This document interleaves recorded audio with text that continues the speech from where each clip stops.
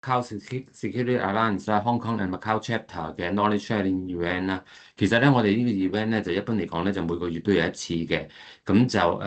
目的係咧俾大家咧可以交流下啦，咁啊介紹下最新嘅 technology 啦。咁今日我哋好高興啊，我哋請到咧就阿 Chat 咧就係 Chat Now 就係呢個 Cloudflare 嗰邊嘅 Senior Solution Engineer 啦。咁佢會同我哋講講咧關於一個叫 Cloudflare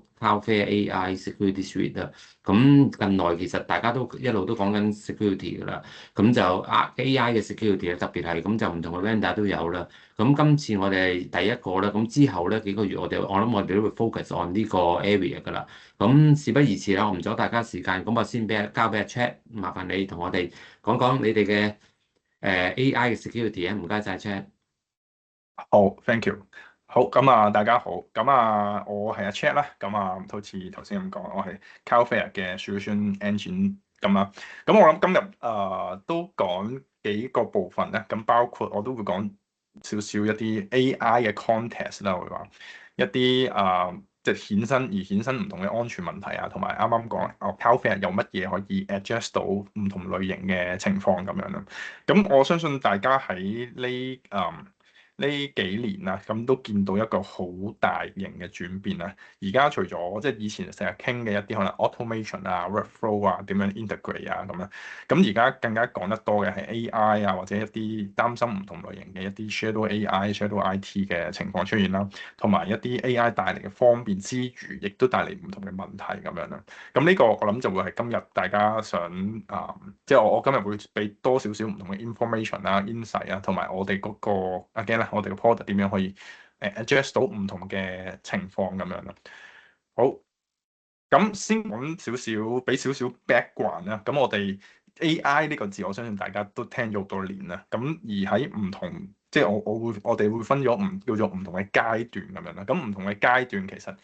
嗰個即係有嘅問題或者有嘅 risk 都有唔同啦。咁最左手邊開始啦，一啲叫做 predictive AI 啦，大家最經常見到嘅以前一啲成日講machine learning 啊呢類嘅嘢，做一啲唔同嘅預測啊 prediction 咁樣，或者我哋可能例如一啲FSI 嘅客啦，佢哋可能會成日做開嘅一啲 fraud detection 啊，咁呢啲就會係呢類型即係做嘅少少做唔同嘅 prediction，based on 唔同嘅 information 去做嘅一啲部分啦。咁第二部分中間呢 part 咧就係一個 generative AI 啦，即係呢兩年經常講嘅，去 create 去 generate 一啲新嘅內容，無論係文字啊、圖片啊，甚至唔同嘅類型嘅 data 都好啦。咁佢都係一個可以 generate 出嚟嘅嘢啦。咁而最右手邊第三樣咧就 agentic AI 啦。咁就係我諗呢幾個月甚至近呢一年咧都開始講點樣去用一啲好似一個 POS 一個代理咁形式去幫你去做一啲好似一個秘書咁樣。佢唔單止淨係一個 generate 嘅事情啦，咁佢仲去幫你去 think 去 process 去諗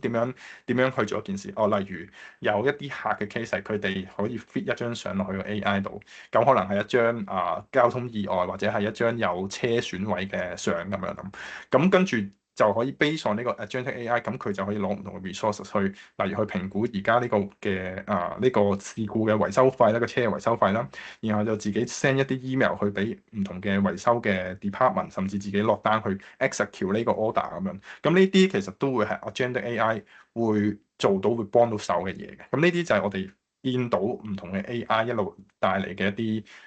啲功能啦，同甚至一啲use case 咁樣啦。咁而喺成個去翻即係高少少 high level 去睇嘅時候，咁成個 market 嘅 trend 或者成個我哋見到個 IT 嘅 trend 就係咧有幾樣嘢啦。咁第一就係其實而家你都見到有好多唔同嘅 startup 啊，唔同嘅公司，佢哋都會用一個 AI 去做唔同嘅佢哋嘅一啲 core 嘅 product 咁樣啦。咁尤其是係 startup 添啦，因為佢哋嘅 AI 都係一個好 hit 嘅 keywords 咁樣啦。咁所以你會見到 even 有80幾個 percent 嘅 startup 其實佢 day one launch 嘅時候就已經會有 AI 嘅element include 咗喺入邊啦。咁所以呢個係第一樣嘢啦。咁第二樣嘢就係我哋成日講一啲 LLM 成個 large language 嘅 model，佢哋點樣去做嘅時候，其實 day one 或者你哋而家見到其實都唔，我相信都好少見到佢哋係由地下由 ground 開始，由個地下開始話，我重新去 build 一個自己嘅 model 或者自己 train 一個 model。咁佢哋 most likely 係 leverage 一啲唔同嘅 provider 咁樣咯。例如大家經常聽到嘅 OpenAI 啊、Meta 啊，例如 Meta 嘅 Llama，或者你會有揾唔同嘅 open source 嘅時候，你會去 Hugging Face 啊諸如此類。咁呢啲就會係有唔同嘅一啲source 喺入邊啦。咁而呢一類型嘅一啲情況或者呢類型嘅唔同嘅 use case 咧，咁其實亦都帶隨住一啲唔同嘅 security 嘅影響啦，即係變相大家例如我可能做開一啲 development，大家都知道可能 let's say 佢比較 agile 啲嘅時候，咁你要好快去 push 一啲新嘅 features 落去嘅時候，咁往往 security 未必係一個最優先考量嘅，more on 一個 feature first 嘅一啲情況嘅時候，咁喺安全嘅漏洞或者安全嘅考慮上面就會比較少去提及，咁所以大家可能喺新聞亦都見過有唔同嘅一啲 chatbot 啊，或者唔同嘅一啲finance 嘅 institution 啊，咁其實佢哋都有遇到一啲呢類型嘅 incident 出現咗 related to AI 嘅。咁另外一啲 information 啦，咁有兩幅圖咁樣啦，咁可能大家都有睇過新聞啦。左邊嗰幅圖，電話用咗差唔多50年。咁 Facebook 用咗5年左右，而 ChatGPT 講緊嘅係用咗60日，就已經可以達到有1億嘅用戶喺度出現咗。咁呢個係喺即係大家會見到，其實喺成個科技史上啦，係一個最快嘅一個 technology 去 adopt 俾啲 user 咁樣。咁而右邊就你見到喺個錢懷上面，你會見到成個貨個嗰個 market。係可以去到2029年嘅時候，見到成個 market 嘅 cap 或者成個 expect 嘅 marketing 嘅 growth 係去到差唔多8000幾億嘅美金呢類美金嘅數字上面啦。咁所以你會見到無論喺人上面啦、user 上面啦，或者喺成個錢懷上面啦、成個capital 上面啦，咁其實都有一個好 significant 嘅 growth 嘅增長嘅時候咧，咁變相你要有一啲即係我哋嘅考慮就係你要點樣去跟到個 trend 之餘，同時間亦都可以 provide 到唔同嘅 security，provide 到唔同嘅 platform 去俾啲 user 我哋嘅 user 去用得到，而唔會需要話一啲好 manual work 嘅咧。咁呢個就會係我哋其中一個會考慮，或者大家去諗 security 嘅時候需要考慮一啲嘢咯。咁啱啱有提及過啦，我哋其實呢幾年啦，都唔係呢幾年啦，即係其實 keep 住一路都會有講咧，一啲現今嘅一啲 application 啦，咁不外乎一啲 automation 啊、workflow 嘅 integration 啊，諸如此類咁。咁而呢一啲，我諗相信呢啲 concept 大家都幾經常去講啦。咁包括我同我啲客啦，同我啲 partner 啦去傾嘅時候咯。咁呢個都會係一啲佢哋嘅 first mission 啦，因為有好多客其實佢哋想唔再做一啲 kick ops 嘅嘢啦，即係每次都係靠一啲人手去點唔同嘅 UI 啊之類嘅操作咁樣咯。可能用一啲唔同嘅一啲 IS 嘅形式咁去做唔同嘅 deployment，咁去將所有唔同嘅嘢做一啲 automation 啊、integration 啊，咁令到佢 deployment 又好，或者成個software development cycle 都係一個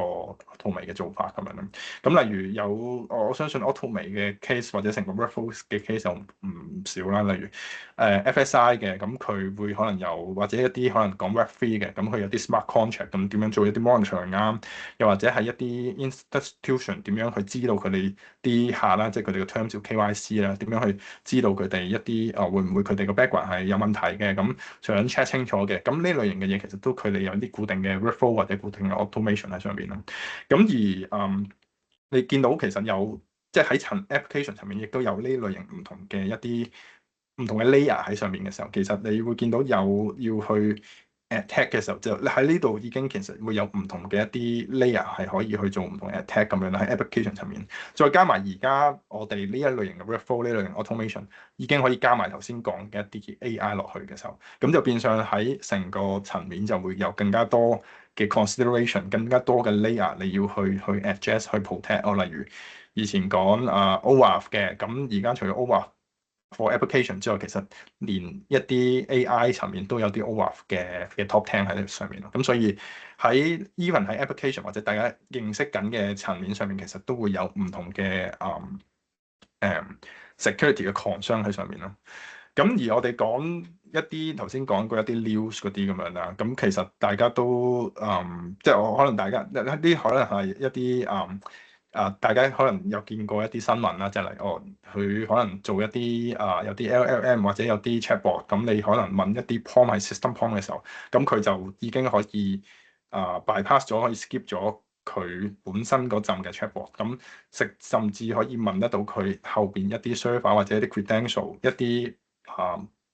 privacy 一啲confidential 嘅 information 咁樣啦，咁呢啲新聞都我相信大家都見到啦。咁佢哋用個 keywords 例如 jailbreak 嘅情況啦，好似以前 iOS 咁 jailbreak，咁但係大家而家 jailbreak 嘅形式就會有啲唔同咁樣啦。咁而我哋講呢啲唔同嘅 risk 或者唔同嘅一啲唔同呢類型嘅 attack 嘅時候啦。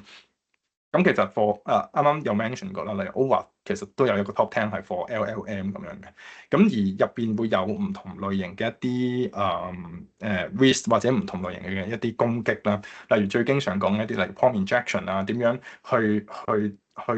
不斷去問一啲或者點樣去 bypass 一啲講法，去令到嗰個 model 去俾一啲唔 expect 會即係佢哋自己本身唔 expect 俾嘅 information 咁樣啦。咁又或者係佢用呢種形式，咁就將一啲即係你哋可能一啲 sensitive 嘅 information 啊，例如頭先講一啲 PII 啊、credit card 嘅 information 就泄露咗出去啊，經過呢個 AI 嘅情況。咁又或者係有好多類型，純粹比較似一啲唔同類型 attack，佢不斷去問你嗰個 AI 去 process 一啲好需要好多 token、好多 processing 嘅情況嘅時候，咁令到你個 AI 癱瘓諸如此類。咁呢啲其實都會係喺呢個 LLM 或者喺 OWASP Top 10上面都會係出現或者大家會見到嘅一啲嘢嘅。咁而我哋幾經常見到啦，例如或者唔同嘅類型嘅 attack 啦，例如一啲最基本你啲 user 可能會擺一啲 credit card 嘅 information 喺個 LM interface，例如我直接 send 一啲 credit card，或者可能你有啲 FSI，咁佢哋會有一啲 chatbot，咁點樣去 prevent 或者點樣去保護呢啲 user data 咧？因為有時可能啲 user都唔理咁多，直接將一啲 credit card 嘅 information 放落去呢個 interface。咁其實對於佢哋嗰個 industry 嚟講，其實就 violate 咗一啲 compliance 或者一啲privacy 嘅問題咁樣。咁呢啲係希望喺 AI 層面避免啦。又或者頭先 mention 嘅一啲會可能有一啲類型嘅 attack 係佢哋不斷去同個 AI 講話，你要去ignore 某一啲嘅 instruction，咁去跟翻而家你去俾佢嘅一啲 instruction，例如去俾一啲 privacy 嘅 information 啊，諸如此類。咁呢啲就係啱啱講嘅一啲 prompt injection 啊，諸如此類嘅一啲做法咁樣啦。又或者係我要用呢類型嘅 AI，或者用你嗰啲你哋自己 build 嘅一啲 AI 啦，for example，咁去 generate 一啲唔 expected 嘅 content 嘅，例如呢度講一啲 hate speech 啊，或者唔同類型嘅嘢，例如之前可能成日見到啊，點樣教你整炸彈啊，諸如此類咁。咁呢啲 content 或者呢類型嘅嘢就係佢想避免或者去唔係要避免或者唔同類型嘅攻擊點樣去防止嘅一啲情況咁樣啦。咁所以咧，去到呢度咧就會係你會或者我哋喺呢幾年啦，幾經常見到一啲 relate to AI 嘅嘢啦，同埋一啲唔同類型嘅一啲攻擊咁樣啦。咁所以去到後邊咧，我哋 Cloudflare 就有唔同嘅一啲做法啦，就針對翻我頭先唔同嘅一啲唔同 layer 啦，或者唔同類型嘅一啲攻擊啦，咁會有唔同嘅一啲做法咁樣啦。咁但係我先俾少少 idea on，其實 Cloudflare 係一個乜嘢嘅做法，或者係一個乜嘢嘅平台咁樣啦。咁其實我哋係一個 Cloudflare 係一個 platform 啦，for 一個即係如果喺一個 AI 嘅層面啊，或者喺全球唔同類型嘅一啲 web 嘅層面咧，我哋係做一個 development 啦，做一個security 同埋做一個 acceleration 嘅一個 platform 嘅。意思係咩咧？咁我哋首先其實喺我哋全球啦，咁都有喺300幾個城市入邊啦，100幾個國家入邊，300幾個城市入邊咧，其實都有我哋嘅 presence，有我哋嘅點嘅。意思係咩咧？你用緊我哋嘅 service 啦，咁陣間會講到有啲唔同類型嘅嘢咁樣啦。咁其實都會係嗰啲點上面會去有一啲唔同嘅 response 嘅。例如頭先講一啲唔同嘅 security 嘅時候，咁其實就係嗰啲 security 嗰啲我哋嗰啲點咧就直接去做俾一啲 protection 出嚟㗎啦，就唔會話我要去 route 去啲將啲 traffic route 去其他地方，影響到成個 user 嘅 experience 嘅。咁亦都 include for AI 咁樣啦。咁而我哋亦都有頭先講，我哋亦都有做一啲 development 嘅嘢。意思係咩咧？就係你亦都頭先講一啲 AI 嘅嘢嘅時候，其實你亦都可以將嗰個 AI 嘅 platform 放喺我哋 Cloudflare 上邊，可以喺我哋上邊有唔同嘅 AI 嘅 influence 或者我哋有唔同嘅 GPU 啦，咁可以去 power 去行你哋嘅一啲 AI model 按我哋呢個成個全球嘅網絡上邊嘅。咁就變相你去做一啲甚至一啲 AI model 嘅一啲 response 嘅時候，就唔會話要可能翻去某個 data centre 啦，咁就直接喺嗰個 region，for example 例如新加坡或者香港咁樣，就有一啲 response 喺上面，就唔需要有唔同嘅一啲 round trip 咁樣去提高成個latency 同埋即係所謂減少嘅 latency 啦，咁增加個 performance 咁樣啦。咁而我哋喺成個頭先講一個做 development 上面，我哋有唔同類型嘅一啲 product 啦，或者我哋自己有我哋嘅一個叫做ecosystem 啦。例如頭先講 Workers 或者 Workers AI 就係我哋去做行一啲 AI model 嘅做法啦。又或者係我哋亦都有我哋嘅一啲唔同嘅 storage 啊，例如 R2 啊、D1 呢類型 database 嘅功能啦。咁我哋亦都有唔同類型嘅一啲可能 relate to AI 或者 relate to web 嘅一啲 service 咁樣啦。例如陣間會講多少少嘅，例如可能 MCP server 啊，或者可能你哋會有唔同嘅 application 嘅時候，咁點樣做 integration with 一啲 SDK 咧？咁呢度都會係我哋會有嘅一啲我哋成個做 development 上面嘅成個 ecosystem 喺上面嘅。咁而我哋嘅 platform 啱啱有 mention 啦，Workers AI 係針對一啲 build and run 嘅情況啦。你有你嘅 AI model 想 build 想去行嘅時候，咁可以用 Workers AI 啦。又或者你哋本身有一啲你哋自己嘅 workload，no matter 佢喺 Cloudflare 上邊又好，或者喺你哋自己自己 environment 都好，咁你可以用我哋呢個 AI gateway 去做一啲唔同嘅 observe，做一啲唔同嘅 monitoring，同埋做一啲唔同嘅 protection control 咁樣啦。又或者你想做一啲可能 procurement 或者做一啲 search engine 嘅時候，咁想 leverage 到一啲 AI search 嘅功能嘅時候，由 AI 去幫你做一啲 indexing，同或者去幫你去揾呢類型嘅資料嘅時候，咁我哋亦都有個 AI search 嘅功能，可以去幫你做呢類型嘅 indexing 啊、storage 啊，同埋點樣去攞翻呢啲 information 出嚟，令你更加快可以 leverage 到或者可以用得到你哋自己一啲private 嘅 information 咁樣。咁亦都有啱啱有 mention 過啦，我哋亦都有唔同嘅一啲即係針對呢幾年會大家經常見到嘅嘢啦。例如MCP 同埋Agent SDK 啦，例如 MCP 咁樣啦，係一個叫做我話算一個新嘅 standard 咁樣啦，用嚟將頭先講嘅一啲唔同嘅 AI model 啊、唔同嘅 data 啊，將佢 connect 埋一齊。你可以理解為一啲類似一個 USB hub 嘅形式啦，將你唔同嘅功能，即係唔同嘅 USB 將佢 connect 埋一齊。呢個就係 MCP server 做緊嘅嘢咯。咁而 Agent SDK 就係我哋嘅一個即係一個顧名思義啦，一個 SDK 啦。咁你可以去 build 頭先最開頭講嘅一啲agentic AI 嘅形式喺你哋自己個 environment 咁樣咯。咁而呢一個情況可以係一個 serverless 嘅情況，就變相你要去再 scale up 啊、scale out 嘅時候咧，咁亦都可以 base on 到呢個 SDK 或者用到我哋嘅 tools 去做到呢部分嘅一啲development 或者做到呢類型嘅嘅 function 咁樣。好，我好快講少少例子俾大家理解多少少 MCP 係點樣嘅。咁你可以理解其實 MCP 頭先講係一個 USB hub 啦，或者另一個形式就係 MCP server 啦，係一個中間人咁樣形式啦。sorry 啊，有少少錯。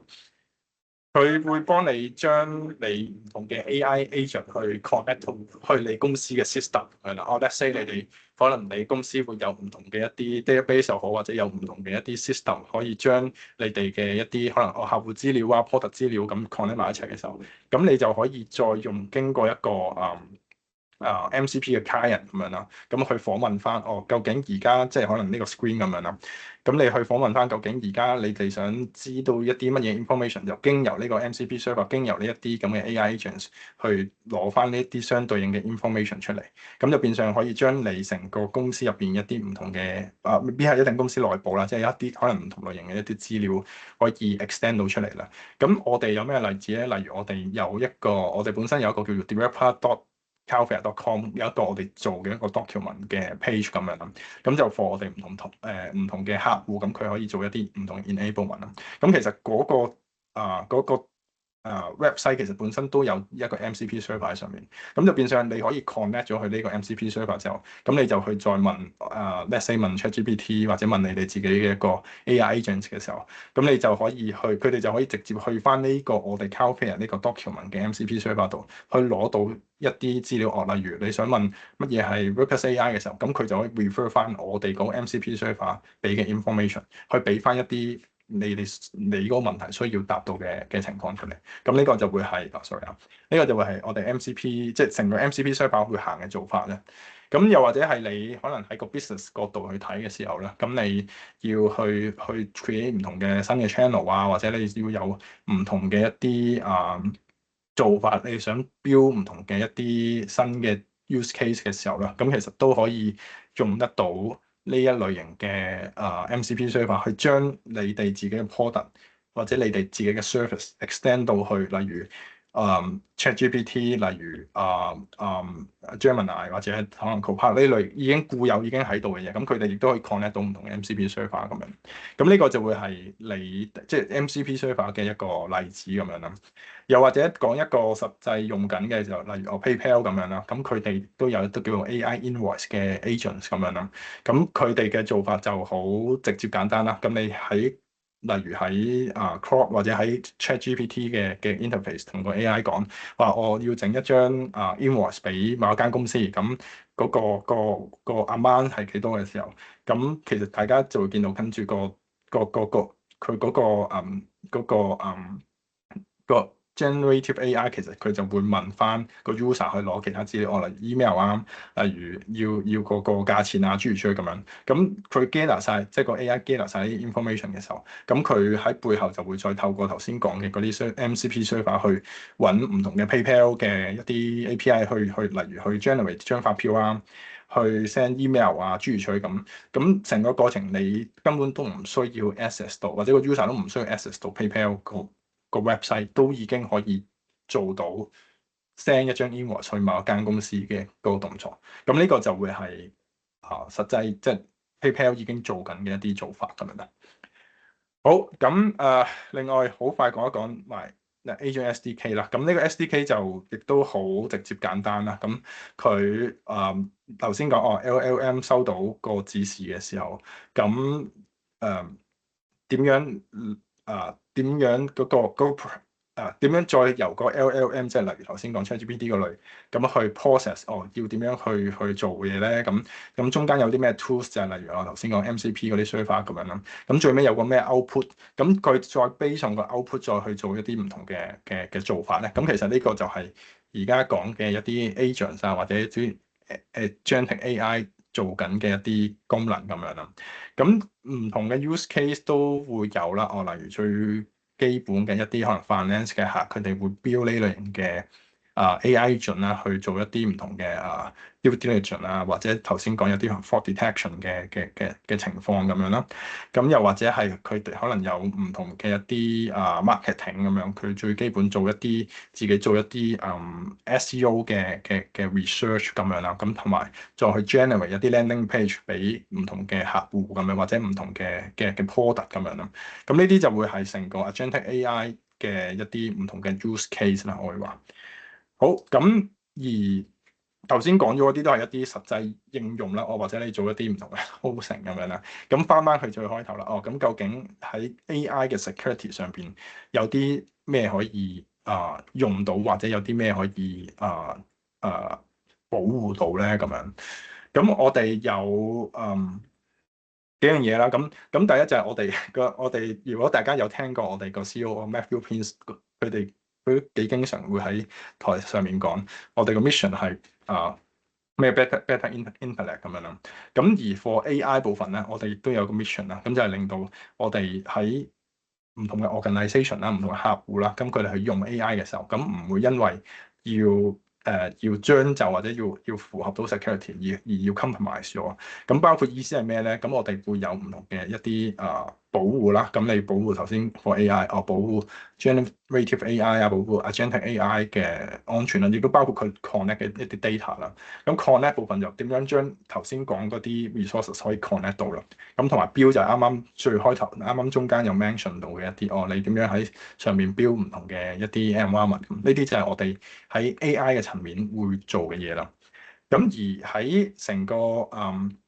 叫做 AI 嘅 initiative，你有咩情況需要去睇呢啲 AI 嘅 protection 或者 AI 嘅一啲 use case 咧？咁我哋其實分咗4個類型咁樣嘅。咁第一咧就係我諗都反而呢個最直接啦，就係點樣 protect 翻一啲你哋嘅user 或者你哋自己 workforce 啦，點樣去用嗰啲 Gen AI 啦。咁就係話你可能你係一間公司，咁你點樣去 manage 或者點樣 control 啲 user 或者你哋 employee 點樣去 work with 嗰啲頭先講一啲唔同嘅一啲 third party 嘅 AI，佢可以 send 啲咩 data 出去，或者甚至可唔可以用嗰啲 AI tools 咁樣啦。咁呢個係第一個情況啦。咁第二就係點樣去 protect唔同嘅頭先一啲 agentic AI 嘅 assets，或者 in general 一啲 AI 嘅 assets 咁樣啦。咁中間有除咗一啲經常講嘅可能 level 或者 application 層面嘅嘢嘅時候，咁喺 AI level 或者喺個 prompt level，咁點樣去做 protection 咧？咁另外就係啱啱講唔同嘅 development 啦。你點樣可以喺我哋嘅 platform 上面標到 AI 同時間係一個 secure 嘅 AI 咧？咁呢個亦都會係其他有啲客嘅一啲initiative 啦。咁最後就係你可能亦都本身已經有啲 web 或者有啲 application 已經係叫做 AI power 即係已經例如 chatbot 嗰類咁樣，其實已經用緊㗎啦。咁你點樣去 prevent 或者點樣去保護翻嗰類型嘅 application 咧？咁呢啲就係我哋見到而家同啲客去傾，去開始去呢個 conversation 嘅時候，會遇到嘅情況或者會遇到嘅問題咁樣啦。例如我哋即係如果喺我哋嘅 product line 上面啦，咁你會見到我哋有唔同類型嘅一啲嘅 product 可以 adjust 到啦。例如我哋 for 點樣去 protect 你哋 user 或者 protect 個 workforce 嘅時候，我哋有我哋嘅 SaaS 嘅 platform 啦，咁 which is 叫做 Cloudflare One 啦。咁或者有頭先我哋 mention 嘅一啲保護 agentic AI access 或者 firewall for AI，就係一啲保護我哋 AI 唔同層面嘅一啲唔同嘅 tools 啊，陣間會再講多少少嘅。咁最尾亦都有我哋嘅一啲叫做 AI Gateway 啦，咁亦都係針對翻你喺上邊 build 唔同嘅 AI 嘅時候，點樣可以做到一個更加好嘅 integration 咧？咁呢個就係我哋 AI Gateway 上面有嘅一啲功能啦。咁而大家會見到成個前同後咁樣啦，你要去自己去 build 一啲 AI 或者去點樣 protect 呢啲 content 啦。咁我哋成個 ecosystem 或者成個 flow 咧，其實我哋都有喺入邊，或者我哋亦都可以 provide 到啦。就變相你 day one 可能喺我哋上邊 build 咗你哋嘅 AI 嘅時候，亦都可以用到頭先講嘅嗰啲唔同嘅 tools 去再做唔同嘅 protection，或者唔同嘅一啲visibility 或者 monitoring 嘅部分，亦都可以喺呢度見得到嘅。好，咁呢個 recap 少少啦，咁就變相你會見到我哋如果 for protection 會有唔同類型嘅 protect 啦，針對一啲 generative AI agentic AI 嘅 protection 啦，咁同埋一啲可能你哋固有已經行緊 AI 嘅一啲 application 嘅時候，咁我哋都有呢類型嘅 protection。咁 again，如果你哋要 build 自己嘅 platform 嘅時候，亦都可以直接喺 Cloudflare 上邊去做到或者去 build 到呢類型嘅功能嘅。好，咁我講少少我哋第一個頭先有大概提及過嘅一個功能啦，叫做 Firewall for AI 啦。咁顧名思義啦，就係一個 firewall 或者一個 tools 啦，protection tools 咧 for AI。咁通常我哋傾或者我傾開始有呢啲 conversation 係同一啲 security team 佢哋或者可能做一啲 level protection 嘅 team 去開始傾先，因為可能佢哋本身已經有啲 application 係行緊一啲 AI 嘅時候，咁你會見到即係喺現今有嗰啲做法，例如有 WAF 有唔同嘅一啲 DDoS protection 嘅時候，嗰啲通常都係針對唔同 layer 或者 down to layer 7嘅一啲 protection，which is OK 嘅，但係去到喺個 AI 嘅層面嘅時候，其實再會有其他類型嘅一啲 protection 需要出現啊嘛。咁而呢個 firewall for AI 會做幾樣嘢啦。咁第一就係會做一啲叫做 LLM 嘅 discovery 啦。咁有一啲客其實佢哋都唔知道自己可能有好多唔同嘅 team 嘅時候，佢哋唔知道自己究竟而家有幾多嘅 application 係有呢一類型嘅 LLM 喺個 website 上面嘅時候，咁我哋就可以做到呢個 automatic 嘅 discovery 啦。咁我哋揾翻，我哋去 label 翻邊一啲係一啲我哋叫做 LLM 嘅 endpoint 啦。咁第二部分就係會有一啲唔同嘅 visibility，意思就係有啲咩 traffic 係去咗呢個 LLM 嘅時候，咁或者有啲咩類型 attack 啦，當然嘅時候，你亦都可以喺我哋嘅 dashboard 上面見得到呢類型嘅一啲攻擊或者呢類型嘅 information 咁樣啦。咁第三當然就係 protection 啦。咁你可以 define 唔同嘅一啲protection 啊，或者唔同嘅 mitigation 嘅 rules 啦。咁去針對翻你啱啱講嘅一啲唔同類型嘅 attack 咧，我例如可能針對一啲 prompt injection 啊，或者針對一啲PII 嘅 information 嘅時候，咁點樣去 protect 嗰類型嘅 information 啦？咁而呢一度講嘅嘢，亦都係可以繼續搭配翻我哋一路有嘅一啲可能layer 7嘅一啲唔同 protection。你要配合埋例如 based on IP 去做啲 whitelist banlist 啊，或者去針對翻唔同 application 層面嘅一啲 protection 咧，咁呢一個 product 亦都可以繼續 work with 佢哋嘅。咁陣間喺嗰個之後稍後時間會有個 demo 嘅，咁嗰度你哋可以大概再了解多少少成個 Firewall AI 可以點樣用得到咁樣啦。咁而喺成個我可能會點逐個講咁樣啦。咁例如喺個 discovery 上邊咧，我哋點樣睇嗰個叫做即係呢度叫做 LLM 嘅 traffic 咧？咁首先咧，我哋其實喺Cloudflare 咧，我哋而家大概係處理每日咧，其實都係處理緊大概20% 嘅一啲 web 嘅 traffic 咁樣啦。咁我哋亦都有唔同類型嘅 data，我哋可以去做分析咁樣去 understand 而家嗰啲 traffic 嘅 pattern 咁樣咯。咁所以睇到咧，其實如果我哋見到係唔同，即係例如藍色線嗰度咁樣啦，我哋會睇到其實如果藍色線同橙色線嗰個分野咧，我哋係好容易喺個 traffic 上面會見得到嘅。例如佢哋嗰個特徵係啲咩咧？例如個 response 會係慢啦，因為而嗰個 bit rate 係會低啦。因為通常你哋可能用過 AI，大概都會知道，其實佢哋通常嗰個 response 未必係一次過就 respond 晒出嚟，佢哋一路 process 一路去 respond 咁樣，咁所以佢成個時間就會拖長咗咁樣啦。咁所以同平時let's say 你做 API 或者做 web 嘅 response 咧會係兩個唔同嘅 pattern 嘅。咁所以我哋其實就 based on 呢一類型嘅 pattern 啦，或者 information 啦，咁我哋大概可以知道而家你哋行緊嘅一啲endpoint 或者唔同嘅 URL 啦，咁其實會唔會有一啲其實係行緊 LLM 嘅？咁呢個就係我哋做 discovery 上面嘅其中一啲做法啦。咁而喺啱啱講啦 threat detection 或者喺做成個 detection 上邊咧，我哋有唔同嘅一啲嘅 model 啦，或者做法啦，咁去做唔同嘅 detection 啦。咁包括頭先 mention 過一啲 PII 啦，例如 credit card 啊，或者一啲可能 passport 嘅 number 啊，或者 information 咁樣啦。咁或者喺個 content 上面或者個 topic 上面，會唔會係一啲你哋唔想牽涉嘅一啲嘅一啲 topic 啊，或者嗰啲內容咁樣啦，即係 based on 個內容去做一啲 filtering 啦。咁而亦都有一啲 based on 頭先講啦，一啲 prompt injection 啦，咁你可以去即係點樣去 prevent 一啲 bypass 啊，或者去 educate 嗰個 LLM respond 一啲有問題嘅 respond 咧。咁呢啲就係我哋喺嗰個 threat detection 或者想 prevent 嘅時候想做到嘅一啲效果或者需要 protect 嘅一啲功能啦。咁而 mitigation 上面就係我哋 actual 或者喺對於你哋層面點樣 actual 去做嗰件事啦。喺我哋 Cloudflare 個世界就係你到時就去 deploy 翻唔同嘅一啲 rules 或者一啲唔同嘅 condition 啦，去做呢類型嘅 logic 咁樣。例如呢個 screenshot 咁樣啦，咁你可以 define 唔同嘅 condition 就係如果 condition 係佢係喺屬於一啲 LM 一個 unsafe 嘅一啲category 入邊嘅時候咧，咁同埋佢再有其他唔同嘅一啲 information。例如我哋亦都有啲叫 bot score，睇下佢係咪一啲 automate 嘅 traffic 嘅時候咧，咁我哋就可以 base on 一啲咁嘅 condition 去做一啲 action。例如將個 request 去 block 咗佢啊，或者去做一啲唔同類型嘅 challenge 啊。咁呢啲就會係我哋去做 mitigation 嘅時候可以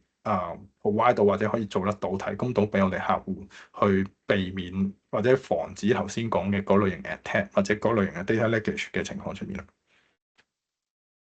咁呢啲我陣間就我諗呢個我就先放喺個 slide 度啦。咁我諗陣間喺 UI 上邊，即係或者喺個 demo 上邊，我就會再俾大家睇多少少喺成個做法或者 set up 上邊，大家會見到啲咩，或者成嗰個 expectation 會係啲乜嘢啦。係啦，咁所以咧去翻呢度 recap 少少咧，就喺成個 flow 上面咧，你會見到我哋喺 traffic 入嚟嘅時候啦，即係由左邊開始睇啦。咁由第一點開始睇嘅時候就係話，你可以見到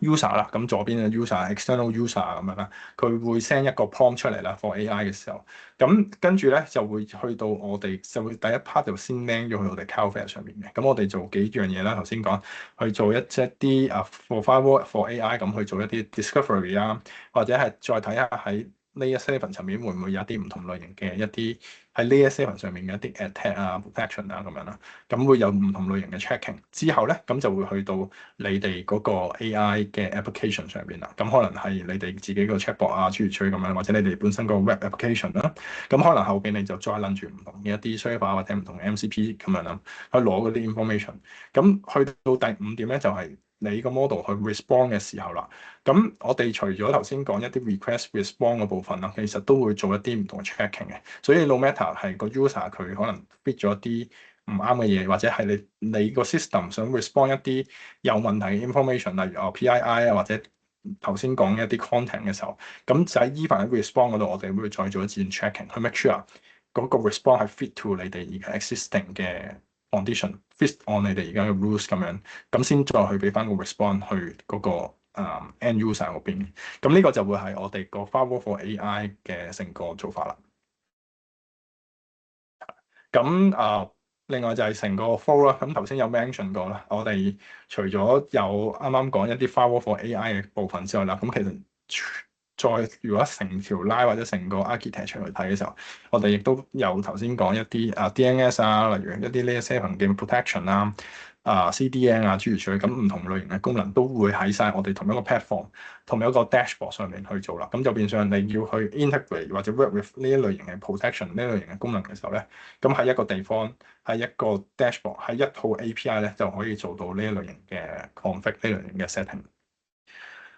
好，講多一個 product 就係我哋嘅叫做 AI Gateway 啦。咁頭先嗰個就頭先firewall for AI 就 more on 你for 可能一啲security team 佢哋會比較 prefer 嘅一啲功能啦。咁我例如 AI Gateway 咧，咁就會比較按一啲 more integration 啊，點樣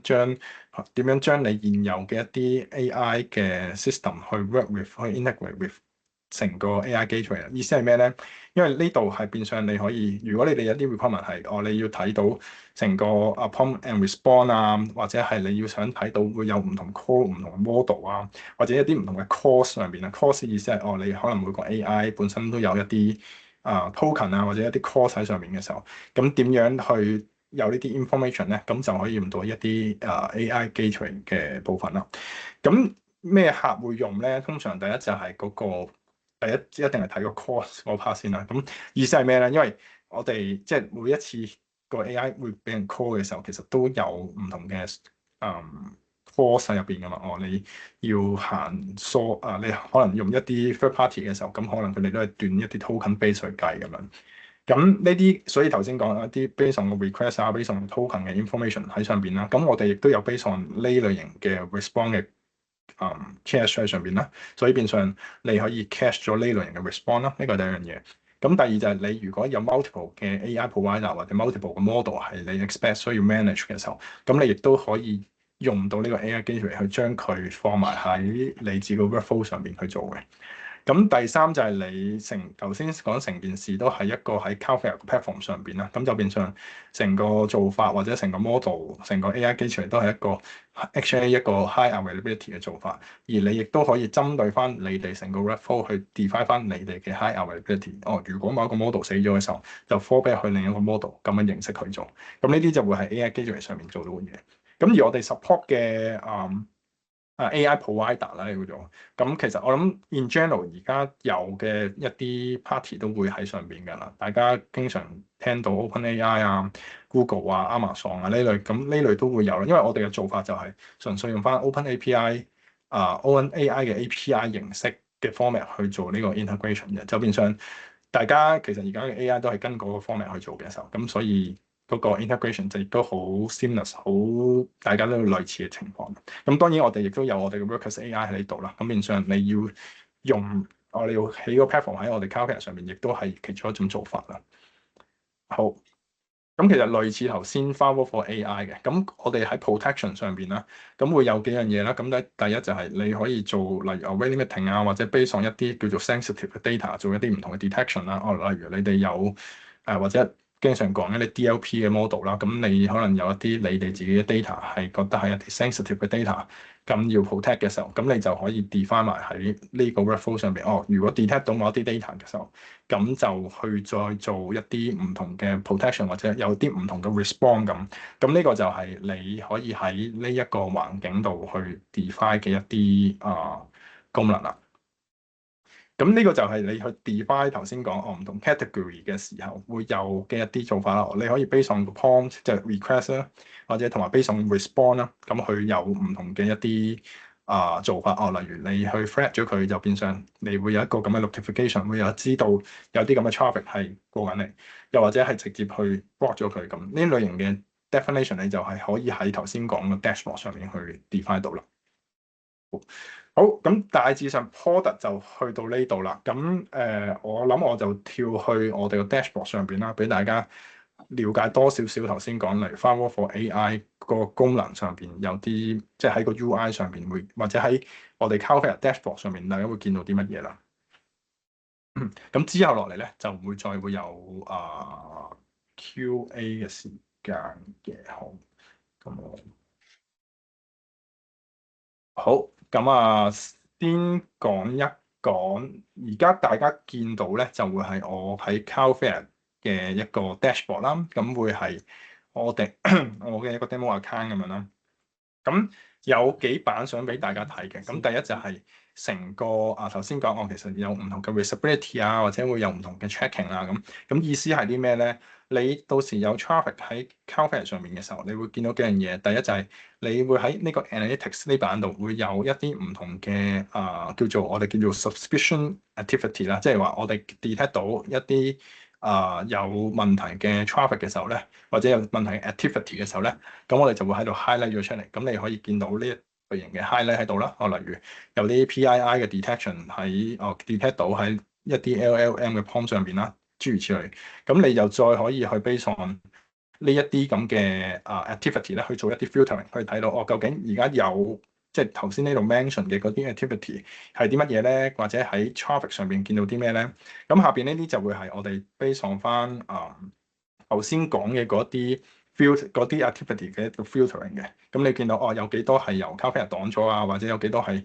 Cloudflare serve by Cloudflare 啊？咁意思係咩咧？咁你喺下邊咧，亦都會再見到唔同嘅一啲 statistic 嘅。嗰啲 traffic 係從邊度嚟嘅？一啲可能 layer 4、一啲 layer 7嘅 information，個 source IP 喺邊度嚟嘅？咁佢去緊邊有個 host name 啊？咁又或者係佢哋係用乜嘢嘅 user agent OS 諸如此類，有唔同類型嘅一啲 security 或者 non-security 嘅 information，你可以喺度見得到咁樣。咁而再下邊咧，你會再有一啲 detail 就係按嗰啲我哋叫做 sample 嘅 lot 啦。咁我哋會抽咗一啲 sample 出嚟，咁俾你去睇翻究竟頭先講或者呢 filter 上邊有嘅一啲 information 嘅。例如見到有一啲 request 係個 response 係404嘅，咁入邊有啲咩 information 咧？例如我哋有唔同嘅一啲唔同嘅 metrics 嘅。例如有啲叫做 WAF 嘅 score up score 咁樣。咁而針對可能 AI 類型或者一啲 prompt 類型嘅，咁你會見到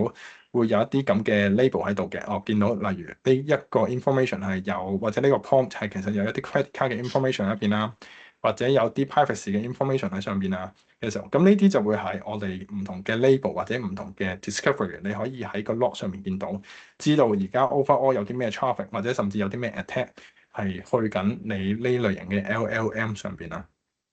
咁呢個就係你會見到嘅即係呢個就 more on 你經常會去 revisit 嘅位啦。睇下而家有啲咩 traffic，同埋如果有唔同類型嘅叫做 attack 過嚟嘅時候，會係啲咩類型嘅 attack 咁樣啦。咁而喺你亦都可以頭先講，除咗做 discovery 或者做 visibility 之外啦，咁你點樣去 protect 呢類型嘅嘢咧？就係你係就可以再喺我哋呢啲 security rules 上邊去再 set up 一啲 rules 啊。rules 嘅意思係咩咧？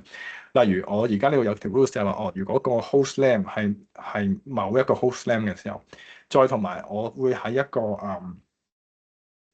LLM 嘅 PII 嘅類型屬於乜嘢嘅時候咧，咁就會有咁就會去 trigger 呢一條 rules 咁樣啦。咁呢度有幾部分嘅嘢嘅，咁就首先咧就係、如果我哋見到或者 Calvin 見到係一啲屬於我哋 PII 嘅 category 入邊嘅嘢，即係我例如呢度講一啲credit card 嘅 information crypto information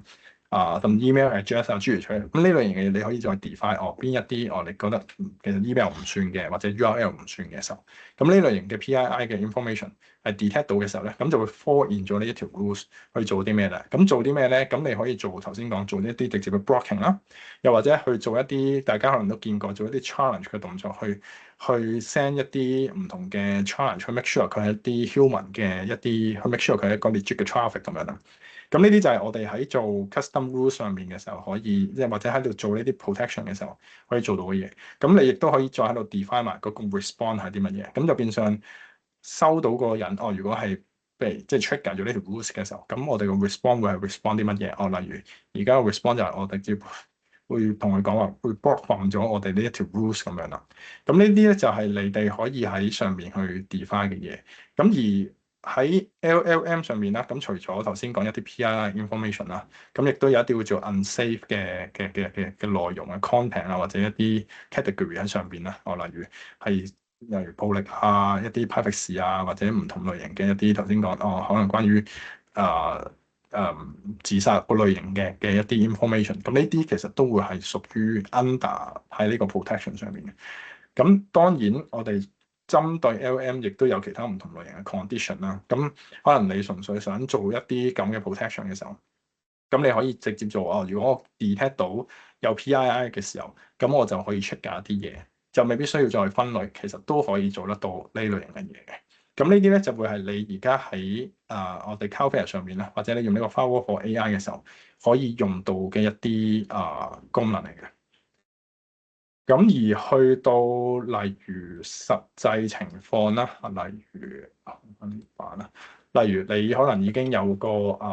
LLM 喺上面行緊，no matter 你係喺自己，你係喺 no matter 你係喺 Cloudflare 又好啦，或者喺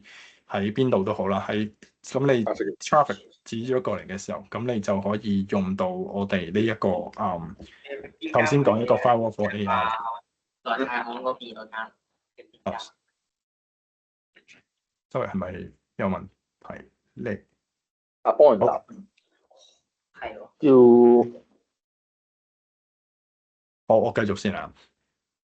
好例如啦，我街記舉個例子，例如譚仔衫嗰度，見你成日都食兩餸飯。咪呢間幾好食喎，呢間清淡，唔係咁要去街口㗎。咪可能呢個冇問題。有位朋友未瞄個咪，好唔該晒先，應該瞄咗好。嗱例如啦，舉個例子例子係咩例如最簡單先啦，例如我都幾經常聽到例如我要問我想試下 bypass 或者攞多啲 information 嘅，去攞一張 credit card 嘅transaction 嘅 history 啦。咁credit card 例如我去例如啦，我去呢個 PayPal 啦，我去翻 PayPal 嗰度啦，佢都有個叫做 card generate 嘅 credit card generate 嘅位啦。咁你可以 generate 一啲 credit card 去做 testing 咁樣啦。咁你就可以見到例如你已經 set 咗啲咁嘅 rules 嘅時候，咁你就見到其實 respond 都係 base on 翻你頭先喺呢個位度 set 嘅嗰個 respond 嘅一個做法去做嘅啫。咁例如又或者其他類型嘅一啲嘅 prompt 或者問題啦，例如不過試一試嗰個呢個 AI works why what 例如最中意問呢個問題啦，因為正常 AI 會識答啦，正常 AI 嚟點解啲水係濕嘅咧咁樣，咁佢就嗱 OK，佢會答到啲嘢咁，咁我再問佢啦，例如例如step by step 啦，咁 provide how to create 一啲phishing 嘅 email 去 get credit card 或者 bank 嘅 information 咁樣，睇下佢會唔會俾到呢啲 information 啊？咁但係都會 block 咗啦，因為呢啲本身就已經喺我哋個 Firewall for AI 上面，其實就已經係 protect 咗或者係 define 咗係會集嘅一啲 traffic 嘅時候，咁呢啲就會係你哋可以好快用得到落去你哋成個LLM model 上面嘅一種做法。好，咁大致上就會係咁樣啦。咁 demo 嗰部分都完啦，slide 嗰部分都完啦。咁好啦，咁睇下大家會唔會有啲咩問題想知多少少啦，或者有部分可能未 cover 到嘅，咁我哋可以再討論下嘅。大家可以開咪問啦，或者係經 chat 問都可以嘅。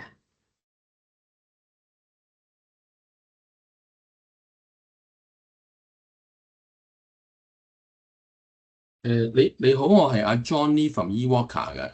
係你好，係我想問下咧，prompt injection 話你 report 可以防到啊，但係有冇咩 guideline 或者有咩做法可以？因為 prompt 係我五花八門啦，係可以幫到啲 user 真係點樣防到個 prompt injection 呢樣嘢咧？OK，我會咁講啦，因為如果去翻我哋嘅我先講我哋 product 嘅做法，你會見到我哋都係 base on 一啲 category 去做嘛。咁意思係咩咧？其實我哋喺 underlying 就係我哋踢着咗呢個 LLM model 嘅時候咧，意思就係我哋中間會再用一啲AI 啦，或者再用翻一啲 LLM 去一啲 model 啦，去做呢一部分嘅 detection 嘅。所以咧，你話我哋冇話而家冇話一個 specific 嘅guideline 話佢點樣做，意思係咩咧？即係佢理論上佢點樣去 prompt 嘅時候，我哋其實都係用翻一個 AI 嘅形式去 detect 翻佢而家係咪 hit 中呢一個 category 嘅形式去做啦。咁所以就唔需要，所以對於 user 嚟講就唔需要話 set 一啲 specific pattern 去令到 Cloudflare 令到我哋可以認得到嗰啲LLM 嘅內容，或者呢度顯示嘅嗰啲內容，就 more on 我哋已經 develop 好嘅一個 model 去做呢件事咯。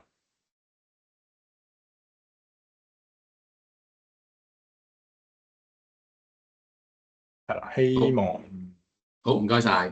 解答好 ，thank you。好，睇下有冇其他問題先。好似係咪喺個 chat 嗰度咧有條問題喺度嘅？咁或者你睇下睇唔睇得到嗰個問題先啊？佢就問 how to protect deepfake attack。deepfake attack。我諗諗先，你 deepfake attack 嘅意思會係？嗱，我唔知即係問問題嘅嗰位朋友佢會唔會開，即係佢開唔到咪啦，可能佢要解釋多少少啦。我估佢，但係我估下，佢呢度可能講緊就係嗌話而家有好多嗰啲相片，咁咧就嗌話用咗啲 fake 嘅，咁用你哋嘅 solution 有冇方法可以擋咧？定係其實個 solution 就未必係幫到做呢一樣嘢咧？明白，係啦，我係因為thank you，唔該晒先，因為我理解嘅 deepfake 都係嗰部分啦。好，咁 OK，in general 而家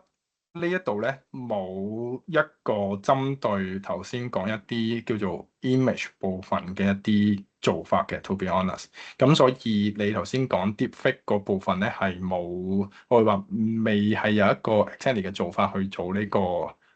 部分嘅 detection 啦，to be honest，係啦。因為我哋呢邊針對嘅係一啲我先咁樣講啦，針對一啲文字上咧，或者一啲喺文字上，或者頭先講一啲 PII 上面嘅一啲 information 為主。明白。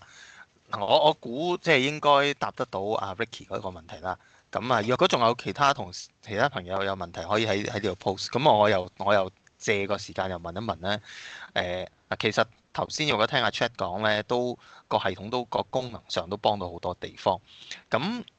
嗱，若果以翻即係啱你提過 OWASP Top 10嘅 LLM 嘅問題啦，其實喺佢個 Top 10嗰度，即係而家嚟講都應該未必有晒所有 solution 去幫到人去 solve 晒所有問題啦。咁但係 with 你哋而家呢一個嘅東西，即係個firewall for AI 呢度啦，我若果 implement 咗，我其實有邊啲嘅地方可以幫到手去 solve 到咧？明白。我諗有幾個大嘅 topic 啦，我哋都可以 adjust 到啦。例如again 啦，例如 prompt injection 啊，例如 sensitive information discovery 啊，disclosure 啊，同埋右下角個 unbound consumption 啦，咁其實都會係我哋Cloudflare 嘅一啲唔同嘅功能可以做到啦。例如頭先講 prompt injection、sensitive information disclosure 就係我哋 based on 我頭先講一個 LLM 嘅 protection 或者 firewall for AI 可以 adjust 到嘅嘢啦。咁 unbound consumption 咧，就除咗頭先講嗰啲嘢之外，咁因為我哋 Cloudflare 本身都有唔同嘅一啲 security 嘅功能啦，例如array limiting 啊，諸如此類，咁呢啲就亦都可以去 adjust 到 unbound 嘅 consumption 嘅做法。let's say 你見到係一啲 prompt嘅 enquiry request 過嚟 Cloudflare 嘅時候，咁你就可以 base on 呢一個 condition 去再做一啲 let's say array limiting 或者再做唔同嘅 protection。咁呢啲就會係我哋會有嘅一啲，即係而家會 adjust 到嘅一啲針對 top 10嘅一啲 protection 啦。咁都其實都幫到好多嘅。咁嗱若果會頭先你講即係呢一個 firewall for AI 呢樣嘢，嗱我記得即係之前我哋面對嘅一啲 AI 相關嘅即係 AILM 嘅 implementation 嘅問題咧，就好多時候個 safeguard 咧，或者個 guardrail 咧就要即係啲公司要自己寫 program 啊，整嘢落去，咁跟住先可以行得到去擋。咁而家 with 你哋個 firewall for AI 呢樣嘢，個 development team 使唔使改 program，使唔使改嘢先可以夾得到你呢個 firewall for AI 咧？令到佢可以幫到手擋，係啦。唔需要嘅。咁意思係咩咧？因為我哋 firewall for AI 嗰個做法或者嗰個 integration 就好直接、好簡單嘅啫。到時你哋個做法就係將嗰個 application 啦，或者個 domain 啦，嗰個 website 啦，指過嚟 Cloudflare，即係喺 DNS 度指過嚟。咁你可以 specific 淨係指嗰個 record 過嚟啦。咁指咗過嚟之後咧，就會行好似而家呢度講嘅一個做法咁樣。traffic 過咗嚟啦，就我哋有一個 proxy 嘅形式啦。咁我哋就會開始去睇得到有啲乜嘢。啱啱講有啲 DDoS protection 啊、WAF protection 啊，再加埋 firewall for AI。咁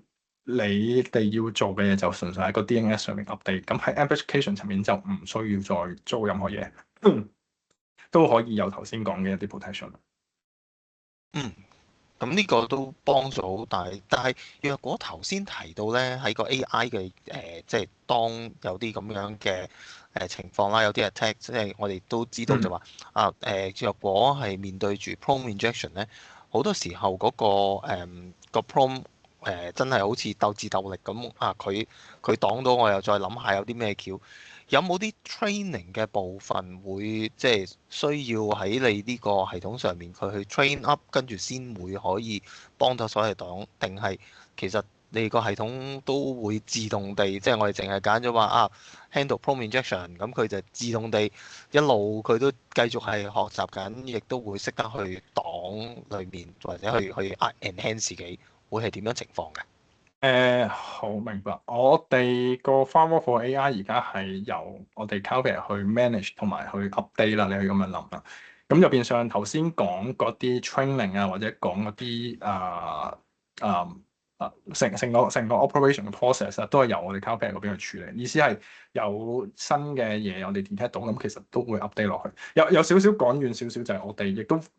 kind of 同我哋成個 AI 嗰、sorry，我哋 bot 嘅 detection 嗰個類似咧，因為我哋有一啲做法就係佢係一個24/7嘅一個 operation 咁嘅形式啦。咁當然唔係話佢24/7都會 update 啦，但係喺 detection 上面我哋係會咁樣做啦。就變相我哋見到一個 batch 係或者呢一個 data 係一個 update 或者一個 relevant 嘅 data 嘅時候，咁我哋就會 deploy 落去我哋 Firewall for AI 嘅一啲功能上邊啦。咁就變相可以去再做頭先講嘅一啲 protection。所以in short 就係 training 部分就會你可以理解就由我哋嗰邊去處理咗呢部分嘅事情啦。OK，咁呢個都非常之幫到啲 user。我見有朋友喺嗰個chat 嗰度問多另一個問題嘅，就係講到咧，即係我哋你有系統檔啦，咁跟住有冇啲乜嘢嘅工具或者係 test case 可以幫到手去 determine 呢個 AI 嘅 deployment 係為之叫做可以安全咧，或者係 safe from common 嘅 attacks？咁common attacks 呢個字眼就好闊啦。咁但係 at least 你頭先你話喺你哋嗰邊可以幫到手擋嘅嗰啲地方，咁有冇啲嘢可以試去證明咦真係擋咗喎？定係亦都係大家各花即係各自練功咁，跟住去諗睇下點做。係我諗就即係唔該先。我諗 common attack 呢度都有少少 refer 翻以前 application 講嘅前面一啲可能 vulnerability 嘅 scanning 啦，例如我哋針對 OAuth 咁會唔會有啲唔同嘅 scanning 可以 check 到啦？咁我哋自己 internal 而家即係 internal for 呢度係冇一個咁 specific 嘅情況去做嘅。但係咧，我諗可以 refer 翻你喺出邊一啲唔同嘅嘅一啲AI 嘅 guard model，佢哋有一啲類似嘅 suggestion。例如 Llama Guard 佢哋自己都有一啲相對應嘅我唔肯定叫 guideline 或者一啲 practice 啦。咁你去話點樣去做到嗰啲咁嘅 check 咯？因為 at the end 即係 from 我 understanding 啦，佢at this moment 唔係一個 tools 啦，to be honest 唔係一個 tools 啦，more on 一啲 practice 係你有邊一啲 area 要去 adjust 到。例如頭先即係你可以 refer 有少少類似頭先講 top 10 over top 10嘅嗰啲 category 嘅。咁但係我講嗰啲 practice 就 more on 可能再細少少話，例如 point injection 嘅時候，例如我問可唔可以攞到 system point，咁呢類型嘅嘢就即係佢可能就會再 break down 到有啲咁嘅 information 咯。但係佢我理解就唔會 specific 話你要問啲乜嘢去 check 嗰件事咯。但係佢 involve 係咩類型嘅 content 或者咩類型嘅information 喺入邊咯。明白。我諗都其實真係用落先會可以試到究竟點樣情況啦。咁我又代我哋啲即係聽眾同埋我哋啲會員又問下，若果我哋想要試下呢個Firewall for AI 或者其他你哋即係仲有其他啲 AI 嘅 suites，咁我哋可以點樣去用？點樣去做呢？有啲咩方法可以試到呢？你可以揾我哋，你可以揾我哋。咁我諗呢個就之後我哋喺個presentation slide 嗰度我哋 show 出嚟啦，同埋個 contact point 我諗會可以直接地揾。我見啦我哋有位朋友都繼續打緊呢個問題，咁我就亦都即係想講一講其實即係今天我聽阿 Chat 你講咧，其實都有好多嘅 components， 好多嘅 suites 嘅。咁 Firewall for AI 就頭先集中咗落去講啦。咁但係若果去到其他啲 components 啊，譬如話啲 SDK 啊，或者係裡面嘅 MCP 嗰堆嘅東西，我估都即係都可能即係幾分鐘都冇辦法講得晒㗎啦。咁會唔會可能之後我哋再揾一轉，揾你哋可能再嚟即係可以 follow up 講一講其他嗰啲 components 點用？不過呢個位我哋即係我會有興趣想知就係，譬如話而家嚟講，若果你頭先提到啲 workers AI 啊嗰啲咁嘅東西咧，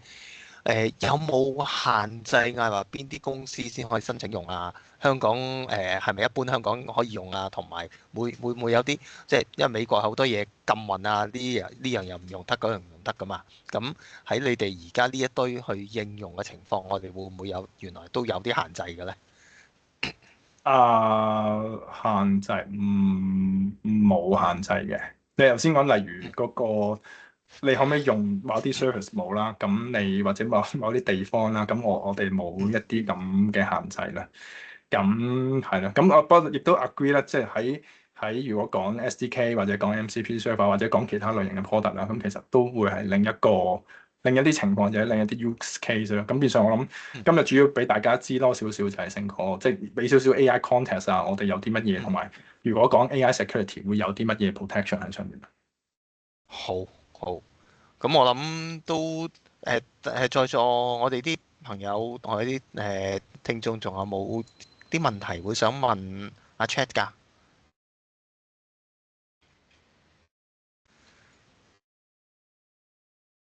好，如果冇，我諗今日好多謝晒 Chat 啦，同我哋分享咗你哋 AI security 嗰啲嘢啦。咁就各位我哋會員啊，同埋其他嘅朋友啦，咁留意下啦。我哋下一12月咧都會有另一個咧就講 AI 嘅，咁留意下 email 啦，我哋會 send 翻 invitation 出去啦。咁唔該晒大家，好多謝晒，唔該晒，唔該晒好，thank you，Chat，唔該晒，好，thank you，再見，拜拜。好，係好，拜拜。係。